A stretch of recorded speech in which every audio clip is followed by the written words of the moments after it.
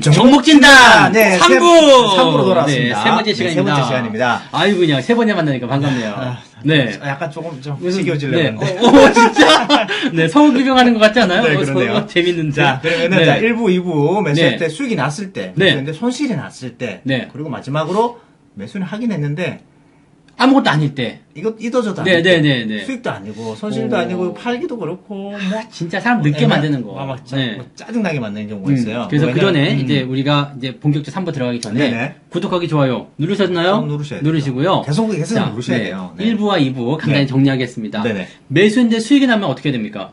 그래서 이제 수익 나면은 팔아야죠. 소고기 사줘야 소고기 사 먹어야 네. 돼요. 네. 단기적 그 수익에서의 어떤 그 매도 타이밍하고 그렇죠. 장기적 관점에서의 대응을 다르게 봐야 된다는 이야기 해드렸어요. 구분하셔야 그래서 된다. 네, 1부 네. 시간에 우리가 얘기해드렸으니까 혹시 안 보신 분들은 1부로 들어가셔서 보시기 네네. 바라고요.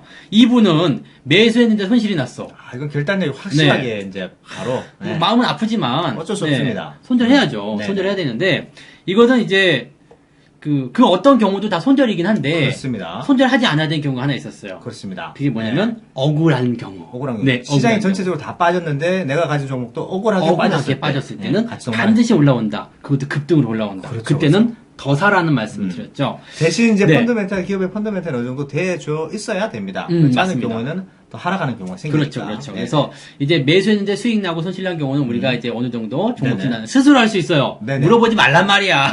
네, 네, 스스로 할 수 있고요.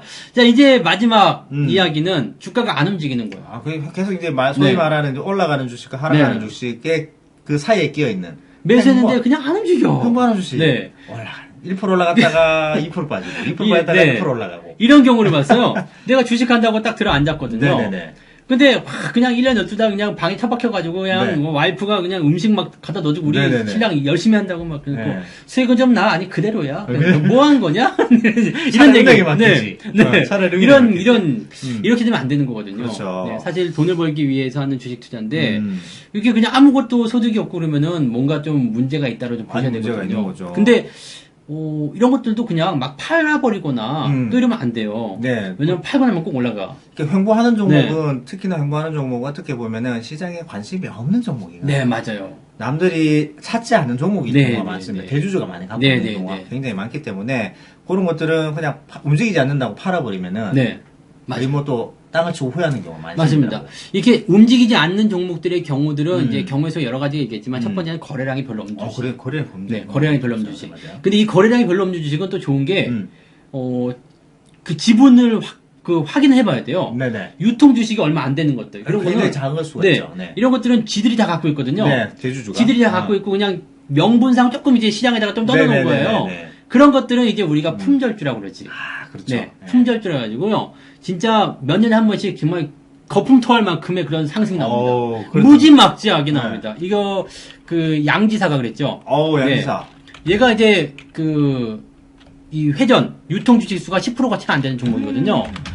그 다 갖고 있는 거예요. 이 양지사가 여기서 이런 상승이 나옵니다. 미친 거죠. 지금 한 1년 동안 2014년부터 네, 14년, 15년까지 거의 뭐 누워 있었다고 봐야 되는 그렇죠. 거죠. 이게 품절주의 대표적인 모습입니다. 그래서 혼자서 이렇게 날아갈 수도 있겠네요. 이런 것들은 이제 유통 주식은 적다 보니까 사실 관여하는 부분은 적고, 네네네. 그러니까 뭔가 의도한 사람들이 확 올릴 수 있다는 얘기예요. 그렇죠. 그러니까 이렇게 잘 안 움직이는 주식을 봤다. 그러면은 일단 들어가세요. 일단 들어가서. 어디서 볼 수 있냐면요. 네. 여기 뉴스 종합. 네. 대신증권이니까 우리 대신증권으로 대신증권으로 말씀드리는 편안하게 거죠. 네. 설명을 드릴 거예요. 네. 그래서 이제 기업 동향. 이거 FM 가이드에 가시면은 다 보실 수가 있어요. 있습니다. 네. 누구나 다 보실 수 있어요. 여기 보시면 다 그냥 너무 친절한 계산이 다 돼 아, 있어. 네. 10%. 유동 주식 비율 10%. 네. 아. 이러면 품절주야. 네. 90% 누가 갖고 있나요, 그러면? 90% 이제 남편이. 네. 물론 이제 골키퍼가 있다가 골이 안 들어가는 거 네, 아닙니다. 그렇죠. 네. 네. 그래서, 네. 남편이 갖고 있어요. 10%는 네. 이게 지분율도 살 수가 있다는 거예요. 다 나와요. 여기 있잖아요. 209 해가지고, 네네네. 이쪽, 이 75%. 집단이 지금 네네. 75% 갖고 있고요. 오. 자사주가 14%예요. 14%. 그러면은, 거의 90% 정도를 그렇죠. 자기네가 갖고 있는 거죠. 시장에 소량만 남아있다는 얘기니까. 끝이야. 그럼 이제, 내가 주가 좀 올려야 되겠다. 그럼 진행 네네. 올리는 거고, 네. 네. 그런 식으로 보시면 됩니다. 그러니까, 다만 이게 잡은 네. 타이밍에 따라서 1년을 기다려야 되느냐. 뭐. 네. 그건 좀 차이가 나긴 나요. 최근에는 근데 좀 이게 많이 알려지면서 거래량이 좀 늘어났어요. 네네네. 이 당시 보면은 거래량 그지 같거든요. 1,500주. 1,500주. 지금은 2만 주라도 나오잖아요. 어이구야, 많이 나오네요. 1,500주. 일단 많이 나오네. 이런 주식들은 이제 그 당시에 유행하던 말이 있었어요. 사긴 샀는데 나올 수가 없어요. 안 팔리니까. 팔지를 못해. 팔지를 못하니까. 그래서 어떤 사람들은 샀는데 매도를 1년 동안 했다는 얘기도 전달에 계속해서 나 매도를 넣어놨는데 약간 걸리지 않을까. 거짓말 친 것 같긴 한데 1년 동안 매도했다는 그런 얘기를 네네네. 들어본 적이 있어요. 아무튼 이제 품절주들이 이렇게 횡보하는 경우가 있습니다. 그래서 이런 것들은 그냥 아무렇게나 팔아버리면 안 되겠죠. 그걸 잘 갖고 그래서, 네. 잘 판단을 하셔서 잘 갖고 계셔야 되는데 네. 특히나 시중에 유통 물량이 없는 종목들은 특히나 우선주들이 많이 맞아요, 있습니다. 맞아요. 우선주들 같은 경우에는 뭐 1년에 한 번씩, 2년에 한 번씩 급등하는 모습들인데 유통 주식수가 정말 극히 작고 네. 잘못 사시면 못 파시는 경우가 생겨요. 네네, 맞아요, 맞아요. 그런 그래서, 기업들이 대부분 그렇습니다. 그래서 이렇게 그 유통주식에 적은 이제 품절주들은 상황을 보고 주가가 많이 안 올라갔네. 네네네. 지금 많이 올랐다면 이제 좀 조심해야 되겠습니다만 그렇습니다. 많이 안 올라간 상태에서 횡보가 계속되고 있고 품절주다 그러면 네네. 조만간 한번 네. 나올 수 있습니다. 네. 그 결혼생활 지겨우면 좀 이렇게 네. 그렇진 않죠, 근데. 위험 발언, 너무 네. 즐겁지, 요즘에. 위험 발언 사랑해요. 하시면 안 네. 그래서, 네, 아무튼 뭐 그렇습니다. 네, 빨리 그렇습니다. 넘어가야 되겠다. 빨리 자, 빨리. 그 다음에 횡보하는 유형은 뭐냐면, 자산주. 자산주. 그렇죠.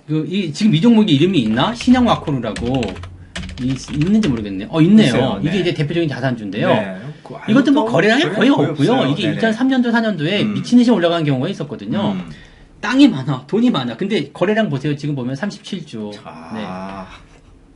정말 이 작네요. 자산주들이 움직이는 경우들은 어떤 거냐면, 이 장부에 네네. 땅값이 이제 표기가 되어 있잖아요. 그렇죠. 그럼 이제 10년 전에 네. 표기를 한 거야. 이게 1,000만 원짜리 땅이었어요. 네네. 근데 10년 후에는 1억이 된 거지. 그럼 갑자기. 이제 자산 재평가라는 게 꼭 일어나거든요. 네네네네. 그러면 장부 가격이 확 뛰면서 회사의 이 가치가 확 뜁니다. 그때마다 튀는 거예요. 와우. 그러면 이게 자산 재평가가 10년을 기다려야 되나요? 아니죠. 이게 기간이 몇 년에 네. 한 번씩 있을지 모릅니다만은 네네네. 이게 오늘하고 내일하고 그러진 않아요. 그렇죠. 네, 그렇기 때문에 기간이 텀이 있으니까. 그러니까 이런 것들은 거의 또 사람들이 기억에서 잊혀져 있는 땅 많고 그냥 알짜배기 주식이긴 한데 너무 지겨워. 횡보를 네. 보통 한 6개월도 못 참으시는데 1년 정도 해버리면 안 대부분 되죠. 네. 그냥 안 되는 주식은 네, 나오시게 네. 되죠. 그래서 이런 주식들 같은 경우는 대체적으로 돈이 좀 많으신 분들이 그냥 조금씩 모아간다 생각하고 보시면 네. 됩니다. 이거는 뭐 그 기업 분석에 들어가셔가지고 기업이 땅을 얼마나 갖고 있는지, 그렇죠. 그다음에 PBR이 얼마인지 뭐 네네. 등등에 대한 내용들 좀 확인해 보시면 그냥 적당하게 아실 수 있습니다. 그래서 네네. 근데 자산주는 좀 조심하셔야 될 게 그 자산이 많다고 해가지고 다 좋진 않아요. 땅만 많이 네. 갖고 있을 수도 있고. 제 아는 지인 중에 한 명은 네. 땅을 많이 갖고 있어요. 네. 야, 너 진짜 땅 부자다 그랬더니 네. 다 절벽이래. 그 부친이 속아가지고 절벽을 사서 뭐 거기다 뭘 할 수가 없어. 땅은 땅인데 절벽. 다 절벽이고 네. 어떤 사람은 이제 그 통일되면 네네. 된다고 북한에 땅이 있다. 아하. 근데 북한에 땅이 있는 거랑 달나라에 땅이 있는 거랑 뭔 연관관계 아니겠죠? 똑같은 상황이죠. 통일됐다고 해서 내가 북한에 가서 내 땅 내놓으셔 그러면 뭐 그 지금 땅 가지고 있던 사람들이 소유를 주겠어? 얘기했고, 맞아요. 공산당이 주겠어? 맞아요. 그냥 쏴버리지 뭐 이 새끼 날래 이 새끼 뭐 갓나 새끼 뭐 쏴버릴 거니까.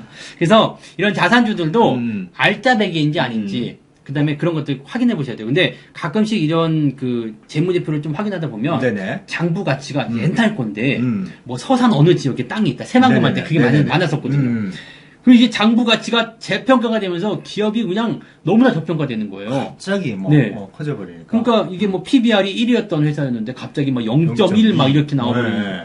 이거는 그 자산에 맞게끔 주가 올라가야 되거든요. 그런 것들 많이 올랐었어요. 네네네. 그러니까 그런 것들 잘 한번 살펴보시고 가끔씩 보면은 이제 그런 게 있어요. 땅 조사하다 보면은 네네. 어느 지역, 네. 뭐 신공항이라든지, 네, 신공항 들어선다. 새만금, 네네네. 뭐 이런 지역 땅들도 발견할 수도 있어요. 개발되는, 네. 그런 땅들. 그러니까 주가가 잘 안 간다. 그러면 그거 한번 따져보면서 네네. 야 여기에 땅이 있네. 네. 그런 재미도 느껴보시는 거죠. 이게 안 가는 건 어쩔 수 없어요. 그냥 내가 참아야지. 다만 이제 네. 본인의 비중이 너무 많이 들어갔으면 너무 지겨우니까 그렇죠, 이탈하는 그렇죠. 경우가 있고 네. 내 주식은 계속해서 횡보하고 있는데 뭐 이글벳 같은 뭐 네. 테마주들이 갑자기 점상을 가버리고 뭐 네네. 뭐 나는 잘 샀는데 뭐 이틀 만에 60%를 먹었다 이러면은 네네네. 막 짜증 나거든요. 맞습니다, 그래서 맞습니다. 이탈하시는 경우가 계신데 네. 그것 아니시라면은 좀 중장기적으로 보시는 것도 그렇죠. 나쁘지 않아 보입니다. 그다음에 마지막 하나 더 볼게. 우선주. 네. 부자판 주식조에서 현대건설 우선주로 네네. 수익을 많이 내셨던 기억이 있는데 이런 것들. 네. 네. 그것도 뭐 거의 안 어마어마한 움직여요. 이게 뭐 안 움직이죠. 사실 우선주 같은 경우는 안 움직이는 경우가 많아요. 거의 많아요. 왜냐면 이제 우선주를 만들어낸 이유가 배당이잖아요. 그렇습니다. 조금 더 이제 그 의결권도 없는데 뭐 주식 뭐를 많이 갖고 있습니까? 배당 그렇죠? 배당 네. 더 줘야죠. 그러니까 배당을 더 받기 위해서 갖고 있는 거라서 그냥 뭐 배당에 대한 어떤 부분 이렇게만 보시면 되는 거라서 네네. 안 움직이는 경우가 많은데 이렇게 미친 척하고 움직일 때가 있어요. 머리에 꽂을 때가 있습니다. 나 우선주 미쳤어 이렇게 해야 돼. 완전 그냥 급등할 네. 때는 정말 무섭게 움직입니다. 이럴 때는 왜 움직이느냐? 그 경우의 수가 여러 가지가 있는데 첫 번째는 이제 보통주하고 본주라고 그러죠. 네네. 보통주하고 우선주와의 괴리율에서 그렇죠. 이게 차이가 좀 벌어진 경우가 있어요. 음. 보통은 이제 약 70% 정도라고 해요. 네네네. 본주가 만약에 10,000원이다 그러면 우선주는 7,000원 7,000원 정도. 네. 네. 근데 이게 시장 상황에 음. 이게 좀 좋다 보면은 네네. 갑자기 뭐 테마를 꼈다든지 그러면 본주가 막 이렇게 상승할 때가 있거든요. 그러면 얘는 안 움직일 수는 없잖아요. 얘는 네. 이제 안 움직일 수가 없는데 얘는 상대적으로 좀 느리죠. 그렇죠. 거래량도 적고 뭐 네. 배당이 네. 의결권이 없으니까 이 본주만 올라가고 우선주는 가만히 있어요. 그러면은 70%였던 괴리율이 점점 커져. 커져요. 그리고 이제 원래는 70% 정도까지 갔는데 이제 4,000원까지 가서 40%밖에 안 돼. 이렇게 되면은 그 나머지 차익을 땡기기 위해서 얘가 갑자기 치고 올라갑니다. 예. 근데 얘는 거래량이 적잖아요. 그래서 잘 잡으실 네. 수가 없죠. 그러니까 거래량 이제 횡보할 때 잡아놓지 않아요. 올라갈 때는 미친 듯이 올라갑니다. 그러니까 상한가가 막 9방씩도 나오고 세네 방은 보통씩 나오고 이렇게 그런 하죠. 경우가 나옵니다. 근데 거기까지 가는 게 너무 힘들어요. 아 맞습니다. 그래서 우선주를 매매할 때는 어떻게 해야 되느냐? 배당이라고 배당을 받는다. 배당주라고 생각하시고 사시는 게 속 편하시죠. 그 보통 우선주가 있는 기업들은 그렇게 망할 기업들은 아니거든요. 대부분 큰 네. 기업들이 우선주를 많이 갖고 있기 그렇죠, 때문에. 그렇죠. 예. 그래서 그런 것들을 좀 잘 골라가지고 배당을 받겠다라고 생각하시면서 투자하시면 네네. 조금 낫지 않을까. 지루하면 또 그렇게 배당으로 달릴 수 있지 그렇죠, 않을까 그렇죠. 생각되고요. 네. 한 가지가 또 있습니다. 칵 치고 올라갈 때가 언제냐면 이제 그 B라는 게 붙어요. 신규 우선주, 뭐 신종이라고 하는 그렇죠, 거죠. 그렇죠. 그냥 건설 우선주가 있고 네. 3호B, 2호B 뭐 이런 식으로. 그 이제 이렇겠죠. B가 이제 옵션이 붙는 거거든요. 그러니까 이런 것들은 나중에 이제 일정 기간이 지나면은 본주로 바꿔준다거나 전환한다거나. 네. 이렇게 되면은 본주를 바꿔주면 어떻게 됐습니까? 주가가 또 올라가야죠. 네. 그런 경우가 생길 수 있다는 얘기입니다. 그래서 사실 우선주 갖고 계시는 분들은 저는 지루한 기간이 길어진다 하더라도 매도 안 했으면 좋겠어요. 배당이라고 생각하시면 돼요. 그냥 보너스라고 생각하시면 그렇죠. 됩니다. 그런 식으로 그냥 대응하시면 될 것 같고.